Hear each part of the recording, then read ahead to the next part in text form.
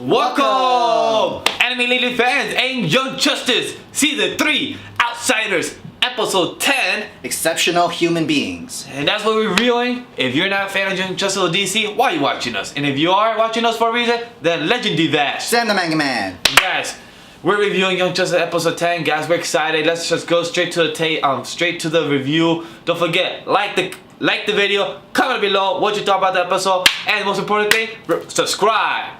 So let's get to the review. Alright, we see Batman, Katana, and Metamorph, which is interesting to see him. This was a nice combination, and I liked him seeing this, and I love the cover. Yes. Seeing them not talking, literally just doing the hand signal, and like this is what the detective part of Batman is, and that's what I love about it. And the only person talking was Oracle, which aka Batgirl, and aka supposed to be working for both Dick and Batman. So. And she said in the beginning of the season, like, I work for both of you guys, for Dick, for my boyfriend, and for Batman. Batman. So that was pretty dope. Yeah, and then that covert mission was pretty cool. We see the League of Shadows. We see Vandal Savage's daughter, Cassandra. And then she's being trained within the League. And we meet Slade, Deathstroke.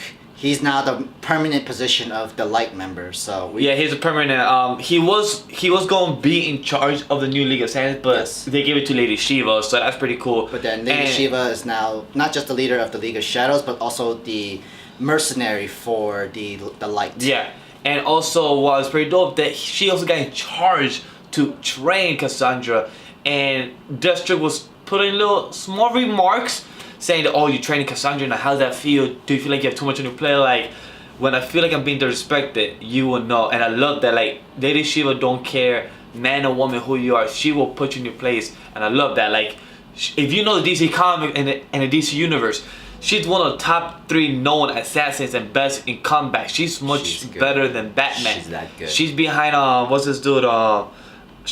She is the number 1 is the Karate Kid, but she's behind the Karate Kid, and that shows within the same placement. And that's beautiful. Like, not beautiful in a good way. That's like bad way. So you don't ever want to mess with Lady Shiva. Instead, someone did. Katana. Ooh, that sword fight. Yo, that's so much respect. Yo, I love how both of them went, like the bowing. That was amazing. Like, it shows how both of them respect each other as swordswoman and like as swords person who could be an assassin and everything. Like, because even though Katana always been in a mix as good and bad, she's more a part of the Suicide Squad, Batman side, the comics and everything. More in the Justice League or in the Justice League of America too. So she's been in places in the comics. Yeah, she's been in a lot of stuff. But I like to see the respect, and also she still hasn't talked. If I could, she hasn't talked the whole episode. But that's her character. Yeah, she doesn't really talk. She talks like once or twice. But we did see her smile when the moment when Lady Shiva, I'm a better swordsman, but your sword is much better than mine. And that's respect for you to say that Lady Shiva's cocky because she knows she could do it. That she's a better swordsman.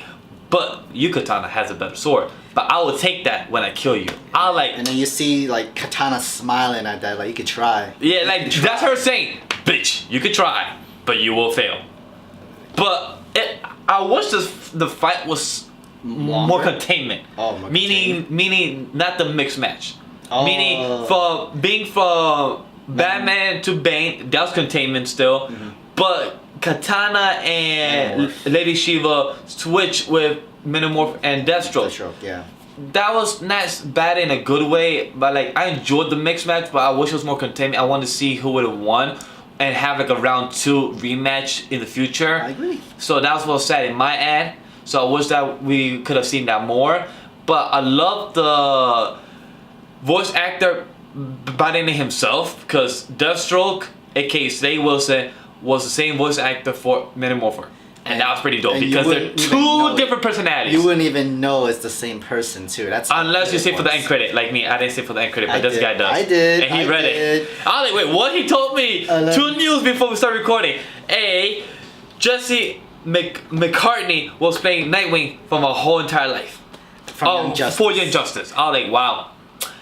Wow, that's pretty interesting. Just the same guy. But the same voice actor plays Deathstroke at Metamorpho, so that's pretty interesting. Like one voice actor battling himself, so that's pretty interesting. But you also change your voice, and you see that's interesting. But what did you think about his powers to essentially see like the whole changing? I think it's so cool. Like he could also bend and make rubber like Plastic Man, which is just as strong. Also, you can change your body and shape into like clay. mists and clay. You can like mud, so that's pretty dope. But like he's always in constant pain, as we've known. And like he's always constant because his pain is always going and breaking into a atomic level. Yes. So that's why he's always pain. That's why he also had to control his power and know how to do it. And he's been told by Star Labs in the comics, by Batman, the other leagues and stuff like that. So that's pretty interesting. It's almost like Clayface's kind of powers. Out of all the characters you said, I like Metamorphos more than Clayface, Plastic Man, and everything. Because I like him because he's such more of a all-in-one kind of thing. No, he's more of a 3-layer character, not like a one-dimensional. Like, because Plastic Man and Clayface, between those two, I like Clayface more because there's more character development in him. Sure. But between all those, I like Metamorphos more because there's more character in himself. That's true. I want to bring up the joke where Batman and Bane were talking. There's nothing, and Bane was like, "There's nothing in this island that no one comes in and get out." Like, I don't know. I was like, "Oh yeah." What about Robin, Kid Flash, McGann, Zatanna? Like, and Rocket too. We finally remembered her name, Rocket. I've been wanting to know for the past 10 episodes. Yes, we could have searched it. Yes, and everything. But finally, for Batman to say, I'm like, oh, that's her name, Rocket. That was a joke to Bane from like the first season or second season. It's saying like, they infiltrated your island and you didn't know shit. And they're like, oh, forget it, let's fight. I'm like, but Bane don't actually use his venom no more. Yeah, that's actually really weird. He says, I stopped using my venom and it's been like a placeholder and I figured out my true strength. And I was like, what's your true strength? So you finally hit the gym? You finally learned some good combat skills, my man? I mean, apparently he did. He didn't do so bad going toe-to-toe with Batman. Honestly, I don't know who won that round. I don't know. Literally, Batman was hitting him, taking him down, but then Bane was hitting him and taking him down. I was like, you know what? He's doing pretty well with no venom. Okay.